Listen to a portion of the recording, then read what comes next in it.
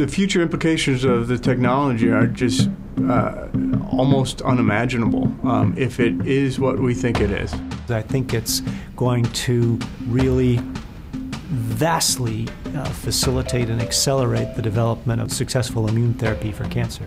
There is the possibility that we could cure some very horrible diseases that affect many people's lives. And if not cure, we can at least find them early enough that we can alter the course of treatment to provide a better quality of life. In my entire life, I have done my best not to work on diseases that have such a personal vested interest. It's too frustrating because science is slow. But this is something where it's a real breakthrough that, my God, we can actually do something here. We're going for it.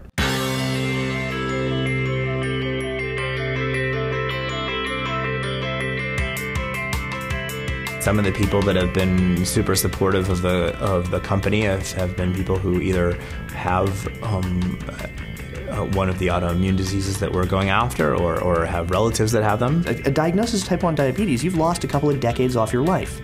If we can prevent you from having to go through that day-to-day therapy, insulin injections, etc., if we can just prevent the disease from happening, it's huge. The disease goes away. We are hoping that we'll create a diagnostic where we could start catching the disease at an earlier stage.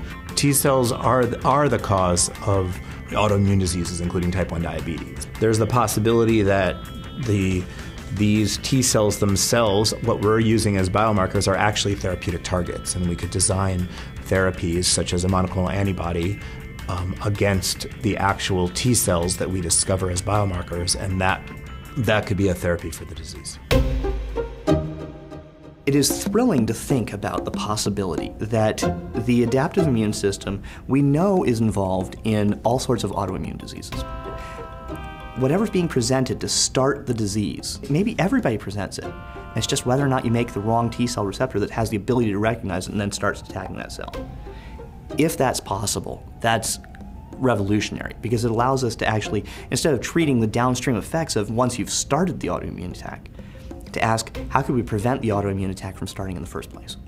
Now we, even before the disease has gone anywhere, before it even started, we might be able to go in and just pluck these things out and say, you know, let's just get rid of them before this disease even gets going. If we can find a way that if you make that T cell receptor, we've synthetically put something in that automatically blocks it and it can't kick off the disease, that is enormous. You could have a diagnostic, the ability to be able to predict to be able to tell if someone has an autoimmune disease, and that in itself is useful. In this case, it would be a prescriptive diagnostic because we could actually do something about it. You could save years of being able to walk, or having a quality of life, which is just significantly enhanced just by starting early. When we're looking at the adaptive immune system, it tells us something about what you've been exposed to. If we have other exposures, and we can say, you really need to watch this, you need to watch that, it really leads to personalized medicine. I'm a capitalist at heart, and I love business. I love analyzing margins and marketing segmentation and workflow process. All that's very exciting to me.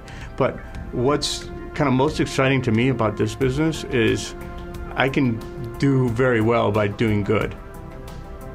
It keeps me up at night thinking about the possibility that we can help people with these diseases, or that we can help people in the next generation if they would get these diseases, that we can stop it. I certainly think we are accountable for trying our very best to work towards helping some set of people that have whose hopes we've raised on the promises of the technology.